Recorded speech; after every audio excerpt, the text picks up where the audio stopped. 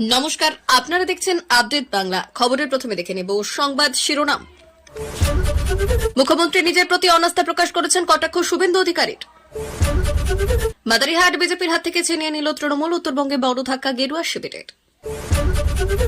বাংলা সহ 4 বিষয়ে সংশোধন, বদলাতে চলেছে উচ্চ মাধ্যমিকের সিলেবাস, বড় তথ্য WBCH এসেট। বিজেপি ঝড়ের মধ্যে মহারাষ্ট্রে 2টি আসনে বিপুল ভোটে এগিয়ে সিপিআইএম, দেখুন বিস্তারিত। বিজেপির ভালো ফলে চাপে শরিকরাও, মুখ্যমন্ত্রী হওয়ার দৌড়ে ফড়নবিস। অতিবৃষ্টির জের পচন রোগে 2000 একর জমি ধান নষ্ট। 2026 সালে পশ্চিমবঙ্গে বিজেপি ক্ষমতায় আসবে, উপনির্বাচনের ফল দেখে দাবি সুকান্তের।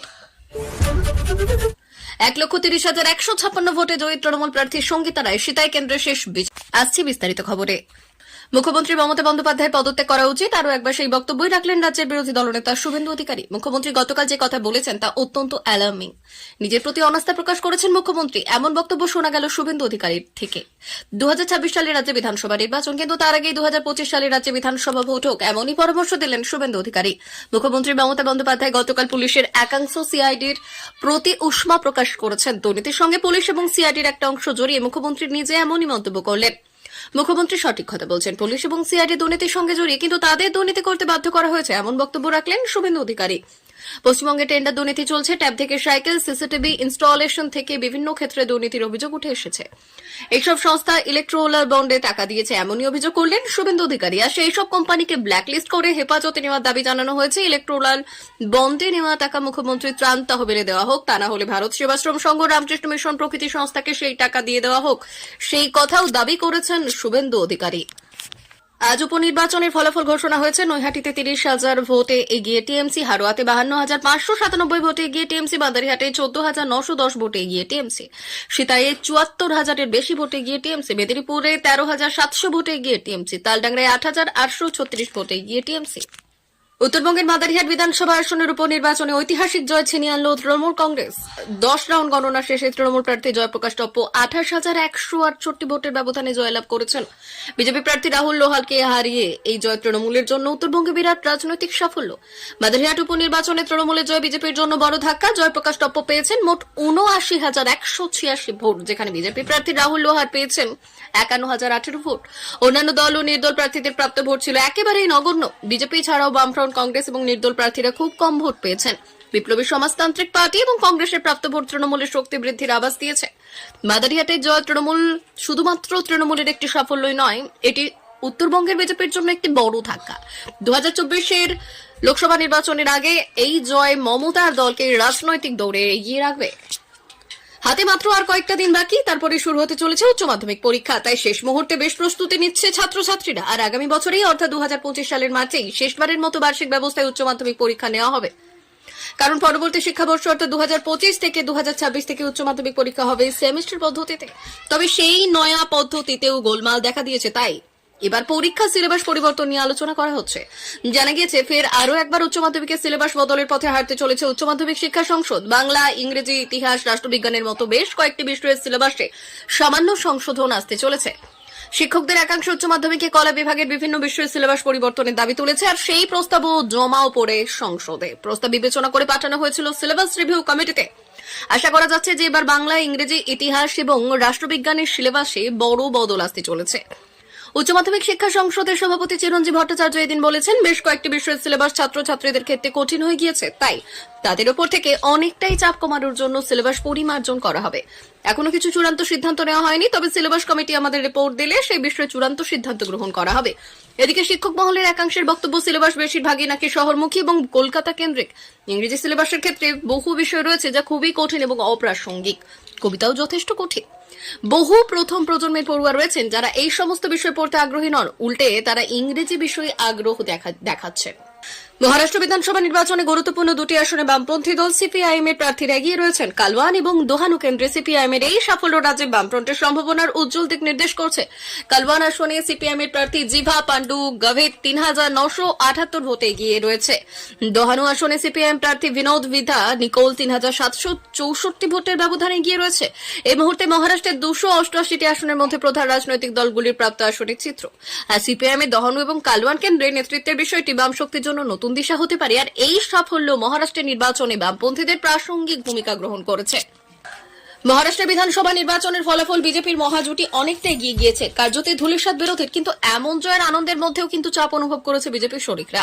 কেননা এই প্রতিবেদন লেখা পর্যন্তই বিজেপি একাই এগিয়ে 127 আসনে। আর এই ট্রেন্ড শেষ পর্যন্ত বজায় থাকলে কিন্তু শিবসেনার শিন্ডে শিবির এবং এনসিপির অজিত পাওয়ার শিবিরকে নানা অঙ্কের মধ্যে পড়তে হবে। এখনো পর্যন্ত শিন্ডে শিবির এগিয়ে 56 আসনে, অন্যদিকে পাওয়ার শিবির 38 আসনে এগিয়ে রয়েছে। বিচার করে দেখলে তাদের পারফরমেন্স ভালোই, কিন্তু তবুও তাদের কপালে যে চিন্তার ভাঁজ থাকবেই তা বলাই যায়। মনে রাখা ভালো, গতবার বিজেপি পেয়েছিল 105টি আসন। সরকার করার ম্যাজিক ফিগার 145 ছুতে তাদের দরকার ছিল আরো 40টি আসন। আর এখানেই গুরুত্বপূর্ণ হয়ে ওঠেন একনাথ শিন্ডে। তিনি 2022 সালে শিবসেনা থেকে বেরিয়ে আসেন তার অনুগামী 41 বিধায়কদের নিয়ে। ফলে তাকেই দিতে হয় মুখ্যমন্ত্রীর আসন। পরে এনসিপি শিবিরে ভাঙন ধরিয়ে মহাজোটের অংশ হয় অজিত পাওয়ার শিবির। জল নিকাশির ব্যবস্থা বেহাল, অতিরিক্ত বৃষ্টির জেরে বারুইপুরের চম্পাহাটি এলাকায় 2000 একরের জমি বেশি নষ্ট। চরম আর্থিক মুখে কৃষকরা এবং ক্ষতিগ্রস্ত 1500-এরও বেশি কৃষক পরিবার। ধানের এই বিপুল ক্ষতি সামাল দিতে সরকারি স্তর থেকে ক্ষতিপূরণের দাবি কৃষকদের। বিষয়টি জেনেছেন কৃষি বিভাগের কর্তারা, তাই কৃষকদের আবেদন খতিয়ে দেখে উপযুক্ত পদক্ষেপের আশ্বাসও দিয়েছেন। বারুইপুরের চম্পাহাটি, খারদহ, বৃন্দাকালী, নবগ্রাম অঞ্চলের বিস্তীর্ণ এলাকায় এবছর ক্ষতিগ্রস্ত হয়েছে ধান চাষ। এবার একটানা বৃষ্টির জেরে ধান গাছের গোড়ায় জল জমে থাকায় শীষ হলেও ফলও হয়নি। শনিবার বাংলা 6টি বিধানসভা কেন্দ্রে উপনির্বাচনের ফলাফল প্রকাশ হচ্ছে। আর সেখানে দেখা যাচ্ছে শুরু থেকেই 6টি কেন্দ্রে গিয়ে রয়েছে শাসক দল তৃণমূল কংগ্রেস। এমনকি গত বিধানসভা নির্বাচনে যে মাদারিহাট থেকে বিজেপি প্রার্থী জয়ী হয়েছিল, সেই মাদারিহাটে 6ষ্ঠ রাউন্ড শেষে তৃণমূল কংগ্রেস প্রার্থী 23,310 বেশি ভোটে এগিয়ে। উপনির্বাচনের আগে তৃণমূল কংগ্রেসের রাজ্য সাধারণ সম্পাদক কুণাল ঘোষ দাবি করেছিলেন ফলাফল 6-0 হবে।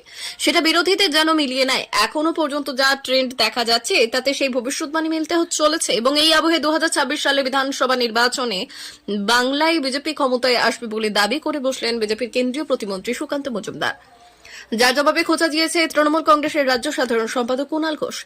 এদিকে এই পরিস্থিতিতে 6 বিধানসভা কেন্দ্রেই উচ্ছ্বাসে মেতে উঠেছেন তৃণমূল কংগ্রেসের কর্মী সমর্থকরা। অকাল হোলি খেলতে শুরু করেছে। হারোয়া বিধানসভা কেন্দ্রে দেখা যাচ্ছে বিজেপিকে টপকে দ্বিতীয় স্থানে উঠে এসেছে আইএসএফ। আর এই হারোয়ায় 8ম রাউন্ড শেষে 77,158 ভোটে গিয়ে তৃণমূল কংগ্রেস প্রার্থী। উত্তরবঙ্গের সিতাই বিধানসভা উপনির্বাচনে তৃণমূল কংগ্রেস প্রার্থী সঙ্গীতা রায়ের দাপুটে জয় নিশ্চিত। সিতায় তৃণমূল কংগ্রেসের এই সাফল্য উত্তরবঙ্গের সঙ্গীতা রায়ের জয় সাধারণ মানুষের মধ্যে তৃণমূলের প্রতি আস্থা এবং বিজেপির ওপর ক্ষোভের প্রতিফলন বলে রাজনৈতিক বিশ্লেষকরা মনে করছেন। বিজেপির প্রার্থী দীপক কুমার রায়ের বড় পরাজয় তাদের জন্য একটি বড় ধাক্কা।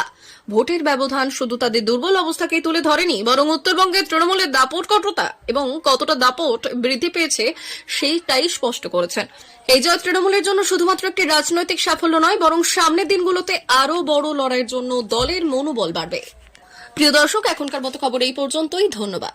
মুখ্যমন্ত্রী মমতা বন্দ্যোপাধ্যায় পদত্যাগ করা উচিত, আরও একবার সেই বক্তব্যই রাখলেন রাজ্যের বিরোধী দলনেতা শুভেন্দু অধিকারী। মুখ্যমন্ত্রী গতকাল যে কথা বলেছেন তা অত্যন্ত অ্যালার্মিং। নিজের প্রতি অনাস্থা প্রকাশ করেছেন মুখ্যমন্ত্রী, এমন বক্তব্য শোনা গেল শুভেন্দু অধিকারীর থেকে। 2026 সালে রাজ্যে বিধানসভা নির্বাচন, কিন্তু তার আগেই 2025 সালে রাজ্যে বিধানসভা ভোট হোক, এমনই পরামর্শ দিলেন শুভেন্দু অধিকারী। মুখ্যমন্ত্রী মমতা বন্দ্যোপাধ্যায় গতকাল পুলিশের একাংশ সিআইডির প্রতি উষ্মা প্রকাশ করেছেন। দুর্নীতির সঙ্গে পুলিশ এবং সিআইডির একটা অংশ জড়িয়ে মুখ্যমন্ত্রী নিজে এমনই মন্তব্য করলেন। মুখ্যমন্ত্রী সঠিক কথা বলছেন, পুলিশ এবং সিআইডি দুর্নীতির সঙ্গে জড়িয়ে, কিন্তু তাদের দুর্নীতি করতে বাধ্য করা হয়েছে, এমন বক্তব্য রাখলেন শুভেন্দু অধিকারী। পশ্চিমবঙ্গে টেন্ডার দুর্নীতি চলছে, ট্যাব থেকে সাইকেল, সিসিটিভি ইনস্টলেশন থেকে বিভিন্ন ক্ষেত্রে দুর্নীতির অভিযোগ উঠে এসেছে। এইসব সংস্থা ইলেকট্রোলার বন্ডে টাকা দিয়েছে, এমনই অভিযোগ করলেন শুভেন্দু অধিকারী। আর সেই সব কোম্পানিকে ব্ল্যাকলিস্ট করে হেফাজতে নেওয়ার দাবি জানানো হয়েছে। ইলেকট্রোলার বন্ডে নেওয়া টাকা মুখ্যমন্ত্রী ত্রাণ তহবিলে দেওয়া হোক, তা না হলে ভারত সেবাশ্রম সংঘ, রামকৃষ্ণ মিশন প্রভৃতি সংস্থাকে সেই টাকা দিয়ে দেওয়া হোক, সেই কথাও দাবি করেছেন শুভেন্দু অধিকারী। আজ উপনির্বাচনের ফলাফল ঘোষণা হয়েছে। নৈহাটিতে 30,000 ভোটে এগিয়ে টিএমসি, হারোয়াতে 52,597 ভোটে এগিয়ে টিএমসি, বাদারিহাটে 14,910 ভোটে এগিয়ে টিএমসি, সিতাইয়ে 74,000-এর বেশি ভোটে এগিয়ে টিএমসি, মেদিনীপুরে 13,700 ভোটে এগিয়ে টিএমসি, তালডাংরায় 8,836 ভোটে এগিয়ে টিএমসি। উত্তরবঙ্গের মাদারিহাট বিধানসভা আসনের উপনির্বাচনে ঐতিহাসিক জয় ছিনিয়ে আনল তৃণমূল কংগ্রেস। 10 রাউন্ড গণনা শেষে তৃণমূল প্রার্থী জয়প্রকাশ টপ্পো 28,168 ভোটের ব্যবধানে জয়লাভ করেছেন। বিজেপি প্রার্থী রাহুল লোহালকে হারিয়ে এই জয় তৃণমূলের জন্য উত্তরবঙ্গে বিরাট রাজনৈতিক সাফল্য। মাদারিহাট উপনির্বাচনে তৃণমূলের জয় বিজেপির জন্য বড় ধাক্কা। জয়প্রকাশ টপ্পো পেয়েছেন মোট 79,186 ভোট, যেখানে বিজেপি প্রার্থী রাহুল লোহার পেয়েছেন 51,018 ভোট। অন্যান্য দল ও নির্দল প্রার্থীদের প্রাপ্ত ভোট ছিল একেবারেই নগণ্য। বিজেপি ছাড়াও বামফ্রন্ট, কংগ্রেস এবং নির্দল প্রার্থীরা খুব কম ভোট পেয়েছেন। বিপ্লবী সমাজতান্ত্রিক পার্টি এবং কংগ্রেসের প্রাপ্ত ভোট তৃণমূলের শক্তি বৃদ্ধির আভাস দিয়েছে। মাদারিহাটের জয় শুধুমাত্র তৃণমূলের একটি সাফল্যই নয়, এটি উত্তরবঙ্গের বিজেপির জন্য একটি বড় ধাক্কা। 2024-এর লোকসভা নির্বাচনের আগে এই জয় মমতার দলকে রাজনৈতিক দৌড়ে এগিয়ে রাখবে। হাতে মাত্র আর কয়েকটা দিন বাকি, তারপরে শুরু হতে চলেছে উচ্চ মাধ্যমিক পরীক্ষা। তাই শেষ মুহূর্তে বেশ প্রস্তুতি নিচ্ছে ছাত্রছাত্রীরা। আর আগামী বছরেই অর্থাৎ 2025 সালের মার্চেই শেষবারের মতো বার্ষিক ব্যবস্থায় উচ্চ মাধ্যমিক পরীক্ষা নেওয়া হবে। কারণ পরবর্তী শিক্ষাবর্ষ অর্থাৎ 2025 থেকে 2026 থেকে উচ্চ মাধ্যমিক পরীক্ষা হবে সেমিস্টার পদ্ধতিতে। তবে সেই নয়া পদ্ধতিতেও গোলমাল দেখা দিয়েছে। তাই এবার পরীক্ষা সিলেবাস পরিবর্তন নিয়ে আলোচনা করা হচ্ছে। জানা গিয়েছে ফের আরো একবার উচ্চ মাধ্যমিকের সিলেবাস বদলের পথে হাঁটতে চলেছে উচ্চ মাধ্যমিক শিক্ষা সংসদ। বাংলা, ইংরেজি, ইতিহাস, রাষ্ট্রবিজ্ঞানের মতো বেশ কয়েকটি বিষয়ের সিলেবাসে সামান্য সংশোধন আসতে চলেছে। শিক্ষকদের একাংশ উচ্চ মাধ্যমিকে কলা বিভাগের বিভিন্ন বিষয়ের সিলেবাস পরিবর্তনের দাবি তুলেছে। আর সেই প্রস্তাবও জমাও পড়ে সংসদে। প্রস্তাব বিবেচনা করে পাঠানো হয়েছিল সিলেবাস রিভিউ কমিটিতে। আশা করা যাচ্ছে যে এবার বাংলা, ইংরেজি, ইতিহাস এবং রাষ্ট্রবিজ্ঞানের সিলেবাসে বড় বদল আসতে চলেছে। উচ্চ মাধ্যমিক শিক্ষা সংসদের সভাপতি চিরঞ্জীব ভট্টাচার্য এদিন বলেছেন, বেশ কয়েকটি বিষয়ের সিলেবাস ছাত্রছাত্রীদের ক্ষেত্রে কঠিন হয়ে গিয়েছে। তাই তাদের উপর থেকে অনেকটাই চাপ কমানোর জন্য সিলেবাস পরিমার্জন করা হবে। এখনো কিছু চূড়ান্ত সিদ্ধান্ত নেওয়া হয়নি, তবে সিলেবাস কমিটি আমাদের রিপোর্ট দিলে সেই বিষয়ে চূড়ান্ত সিদ্ধান্ত গ্রহণ করা হবে। এদিকে শিক্ষক মহলের একাংশের বক্তব্য, সিলেবাস বেশিরভাগই নাকি শহরমুখী এবং কলকাতা কেন্দ্রিক। ইংরেজি সিলেবাসের ক্ষেত্রে বহু বিষয় রয়েছে যা খুবই কঠিন এবং অপ্রাসঙ্গিক। কবিতাও যথেষ্ট কঠিন। বহু প্রথম প্রজন্মের পড়ুয়া রয়েছেন যারা এই সমস্ত বিষয় পড়তে আগ্রহী নন, উল্টে তারা ইংরেজি বিষয়ে আগ্রহ দেখাচ্ছেন। মহারাষ্ট্র বিধানসভা নির্বাচনে গুরুত্বপূর্ণ দুটি আসনে বামপন্থী দল সিপিআইএম এর প্রার্থীরা এগিয়ে রয়েছেন। কালওয়ান এবং দোহানু কেন্দ্রে সিপিআইএম এর এই সাফল্য রাজ্যে বামফ্রন্টের সম্ভাবনার উজ্জ্বল দিক নির্দেশ করছে। কালওয়ান আসনে সিপিআইএম এর প্রার্থী জিভা পান্ডু গাভেট ৩৯৭৮ ভোটে এগিয়ে রয়েছে। দোহানু আসনে সিপিআইএম প্রার্থী বিনোদ বিধা নিকোল ৩৭৬৪ ভোটের ব্যবধানে এগিয়ে রয়েছে। এই মুহূর্তে মহারাষ্ট্রের ২৮৮টি আসনের মধ্যে প্রধান রাজনৈতিক দলগুলির প্রাপ্ত আসনের চিত্র। আর সিপিআইএম এর দোহানু এবং কালওয়ান কেন্দ্রে নেতৃত্বের বিষয়টি বাম শক্তির জন্য নতুন দিশা হতে পারে। আর এই সাফল্য মহারাষ্ট্রের নির্বাচনে বামপন্থীদের প্রাসঙ্গিক ভূমিকা গ্রহণ করেছে।